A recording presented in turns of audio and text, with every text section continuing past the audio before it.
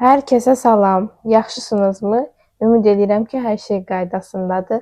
Bu mənim ilk uzun videomdur. Biraz həyəcanlana bilərəm, biraz səhvlər eləyə bilərəm. Ona görə də indidən üzrlü sayın. Bugünkü mövzumuz odur ki, bilmirəm, ora baxım, bura baxım, qalmışam. Bugünkü mövzumuz evdə kiprik qaynağıdır. Düşünürəm ki, kirpik qaynağını biz hamımız ev şəraitində də edə bilərik. Ona görə də bu videonu çəkə bilirəm ki, siz də rahat şəkildə edə biləsiniz. Kirpik mövzusu mənim üçün çox həssasdır. Yəni mən özümü tuş vurmadan gözlərimi keçəl kimi hiss edirəm. Ona görə də hər gün tuş vururam. Hər gün tuş vuranda da normal olaraq kirpiklərim tökülür. Kirpiklərimin tökülməyindən də əlavə olaraq universitetdən evə qayıdandan sonra onsuz da yorğun, bitkin bir halda oluram. Bir də üstünə fikirləşəndə ki, kirpiklərimi yumalıyam. Bu daha da mənə çətin gəlir. Üzümü yumaq istəmirəm. Düşündüm ki, buna bir son vermək lazımdır və ən az 5-6 gün, hətta bir həftə qalıcılığı olan kirpiklər etməyə qərar verdim. Mən bu videonu əslində ikinci dəfə çəkirəm. Səbəbini başa salacağam sizə. Deməli, mən bugün Temudan aldığım bu dəst formasında olan kirpik qaynağı dəsti seti ilə eləyəcəm. Bu formadadır. Bunun içərisində hər şey var, yəni bütün uzunluqları rəqəmlərlə nömrələnibdir. 30D, 50D, 40D sıxlıqları müəyyən olunubdur. Rahat bir setdir, amma mənfiləri, müsbətləri var. İndi onu sizə deyəcəm. Deməli, setin içərisindən bir də çıxır. Belə bir pinset, tutağac, nəsə belə bir şey çıxır. Bu işimə yarayır, faydalıdır. Daha sonra belə kirpikləri daramaq üçün fırça çıxır. Mən hal-hazırda yapışqanı qaynar bir suya qoymuşam. Çünki bu artıq uzun zamandır ki məndədir. Ona görə də biraz qurumalar ola bilir. Baxın, indi çox qəşəngdir, sulu sudur. Belə qoymaq çox daha rahat olur, nəinki quruyanda. Deməli, bu kirpik qaynağı dəstini Temudan 4 manat neçəsə qəpiyə almışam. Məncə bu qiymətə çox yaxşıdır, yəni içərisindəkilər. Həm də kleyini bəyəndim. Lakin bəzi mənfi cəhətləri var, indi onu sizə deyirəm. Bu kirpiklərin ən az sıxlığı 30D-dir. Amma gördüyünüz kimi 30D-nin sıxlığı belə çoxdur. Çoxdur, yəni gözə qoyanda çox abartı görünür. Həm də ki, bunların materialı ipək deyil, belə kalçuk hissiyatı verir. Ona görə də gözdə biraz ağırlıq yaradır. Həm də kənardan yaxşı görünmür çox da.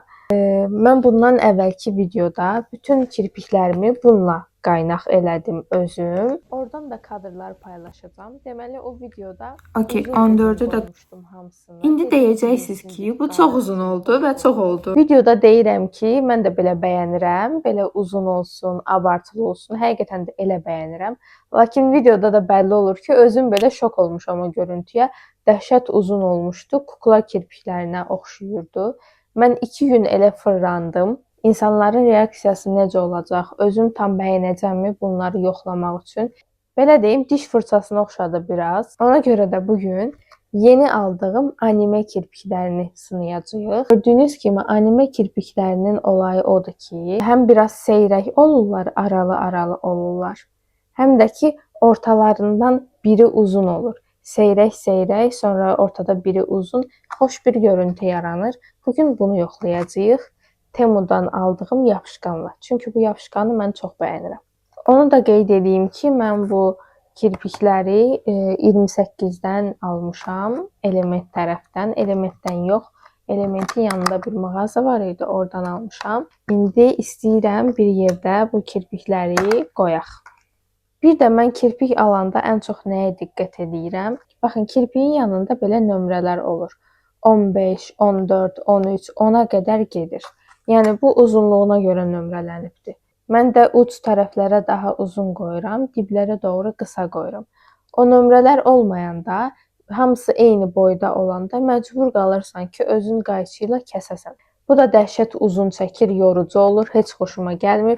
Ona görə də hər kirpiyi alanda fikir verirəm ki, nömrələnmiş olsun. Neysə, çox danışdım. Gedək kirpiklərimizi qoyaq. İlk öncə istəyirəm bunları taxım. Çolkalarım mənə mane olmasın, nə qəribə durdu. Deməli, ilk olaraq işə başlayırıq yapışqanla. Bunun iki tərəfi var. Biri bond, biri sil. Yəni ki, bond yapışqan olan tərəfidir, belə qara rəngdə olur. Bu tərəfi isə sil tərəfi. Tuş formasındadır, ağ, şəffaf bir rəngdədir. Kirpiyi tam qoyub qurtarandan sonra bunu üstündən vurursan ki, qurutsun, yəni sabitləsin. Baxın, bu formada olur. İlk olaraq nə edirik? Yapışqanı götürürük və başlayırıq sadəcə kirpiyimizin dip hissələrinə bunu yarıya qədər toxundurmağa. Baxın, kirpiklərin hamısını bununla daramırsınız. Hamısını bununla darasaz, kirpikləriniz bir-birinə yapışar. Çıxardanda da hamısı tökülər. Riskli bir prosesdir. Yəni ona görə də çalışın uclara çox dəydirməyin. Baxın, bu formada sadəcə dip hissələrinə toxundururam. Gördüyünüz uca qədər gətirmədim. İndi isə biraz tələsə-tələsə götürürük buradan ən uzun olan 15 nömrəni götürürük. Amma üstdən qoymuruq. Sadəcə kirpiyin alt aşağı dibindən qoyuruq. Gördüyünüz bu formada. İndi gedirik növbəti nömrə. Hələlik uc hissələrə 15 ilə davam. Bunu da yenə aşağıdan qoyuram, ehtiyatlı bir formada və hər kirpiyi qoyandan sonra da yoxlayın, birdən gözünüzə batma olar. İndi isə 14 nömrədən götürürəm. Baxın, belə formada alınır. Görürsünüz, anime kirpiklərinin hərəsindən biri uzun-uzun olur, daha fresh göstərir məncə. İndi yenə 14 nömrə qoyuram və sonuncu bu dip hissəsinə 14 yox, 13 nömrə qoyacağam. Və budur, kirpiklərimin son halı da bu şəkildədir. Ümumiyyətlə bu kirpikləri ona görə bəyəndim ki, Temudan aldığım kirpiklər kimi kauçuk materialında deyil, daha ipäksidir. Ona görə də təbii görünür. İndi isə baxın, bu bayaq göstərdiyim quruducu tərəfini kirpiyin dip hissələrinə toxundururam.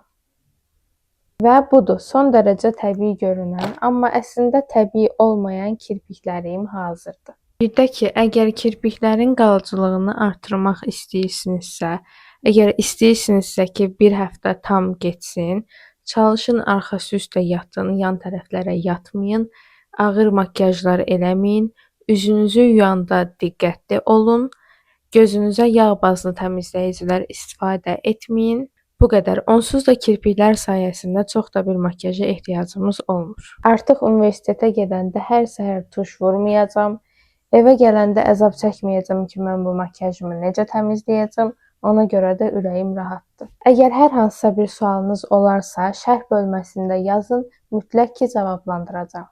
Necə deyirlər, kanalıma abunə olmağı və videomu like etməyi unutmayın ki, mən də belə videolar çəkməyə davam edeyim. Sağ olun.